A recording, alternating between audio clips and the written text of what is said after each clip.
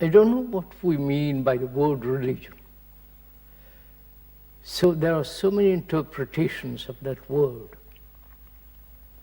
There's the Catholic religion, the Christian, the Protestant, and the innumerable divisions of Protestantism. And there's Buddhism, Hinduism, Sikhs, and so on. So many religions in the world, organized. Some are brutal, Islamic world, and so on. So, what do you consider is religion, the word? Is it the search for human beings, something outside of their own daily life, something other than their petty, self-centered activity, out of their own, beyond their cruelty, bestiality, and their vulgarity and all the rest of that. All the petty little things. Is it that human beings have always sought, from the most ancient of times, something beyond themselves? If we consider that something beyond themselves, beyond their daily life, then that becomes a religion of escape, which probably most religions are, as they are now. It is not connected with their daily existence.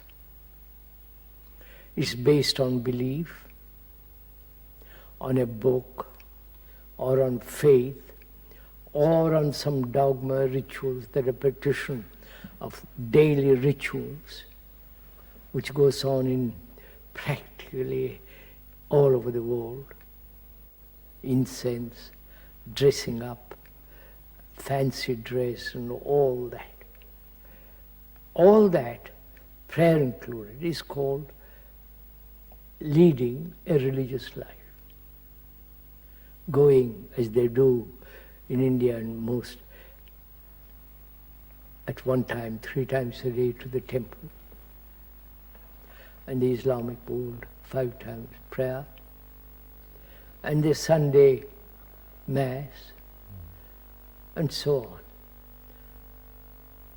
on. So this is considered a religious, or rather religious attitude. We are questioning that. Yes.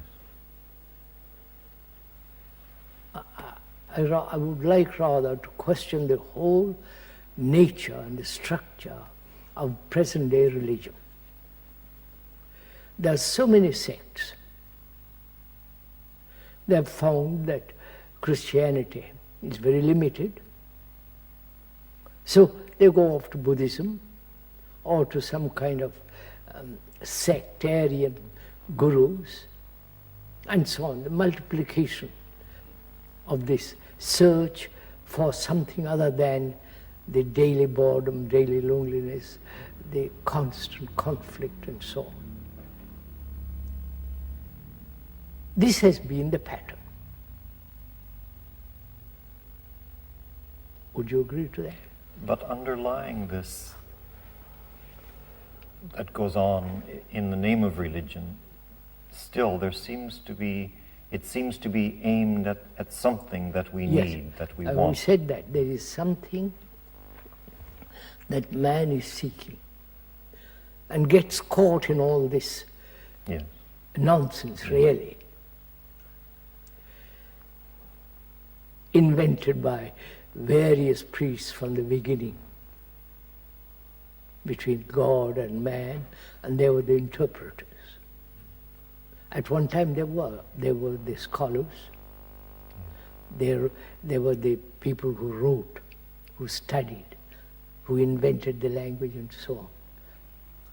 And there has been all the interpreters in between.